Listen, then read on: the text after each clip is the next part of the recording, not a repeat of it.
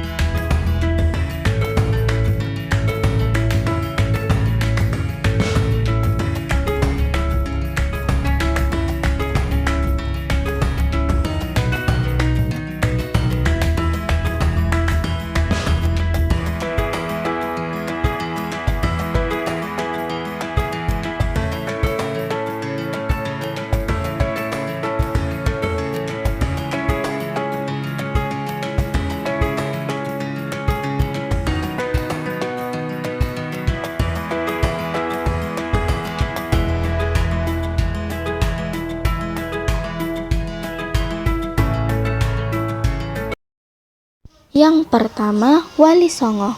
Wali Songo terdiri atas Sunan Gresik, Sunan Ampel, Sunan Bonang, Sunan Derajat, Sunan Kudus, Sunan Giri, Sunan Kalijaga, Sunan Muria, dan Sunan Gunung Jati. Para wali Allah Subhanahu wa Ta'ala ini berdakwah di Pulau Jawa dengan cara mengajak masyarakat untuk memeluk agama Islam tanpa adanya paksaan. Di dalam berdakwah, setiap sunan memiliki wilayah dan metode dakwahnya masing-masing. Kedua, Sunan Ngudung. Nama asli dari Sunan Ngudung adalah Raden Usman Haji dan ia diberi julukan sebagai penghulu rahmatullah di Ngudung.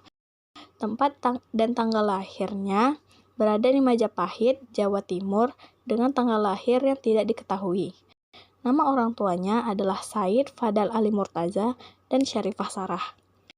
Riwayat pendidikannya adalah belajar langsung dari para ulama-ulama pada masanya serta pengalaman hidup yang membentuk pemahaman dan keteguhan agamanya. Pengaruh ia di masyarakat adalah mengajarkan Islam di Jawa, menjadi panglima perang, Sultan Demak, dan lain-lain. Pengaruh warisan budayanya ada karya sastra, seni tari, dan musik.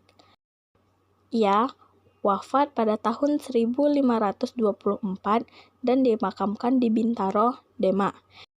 Inspirasi yang bisa kita ambil pada Sunan Ngudung adalah ketekunan dalam dakwahnya, kearifan lokal, dan kesederhanaan hidup dengan kerendahan hati. Yang ketiga, Fatahillah. Nama aslinya Fatihillah Khan dan diberi julukan Falatehan karena nama tersebut disebutkan dalam buku De Cadas da Asia karya Joao de Barros, seorang penulis asal Portugis, dan juga diberi julukan Tagaril. Tempat lahirnya di Kesultanan Samudra Pasai, lahir pada tahun 1448 Masehi. Nama ayahnya Mahdar Ibrahim dan nama ibunya tidak diketahui. Riwayat pendidikan kemungkinan mendapatkan pendidikan dasar di lingkungan keluarga, tata krama, dan seni perang. Pengaruh di masyarakat yaitu menyebarkan agama Islam di wilayah Cirebon. Memimpin penaklukan Sunda Kelapa. Warisan budaya, replika Parasasti Tugu, replika Parasasti Ciaruteun, replika Padrao Sunda Kelapa.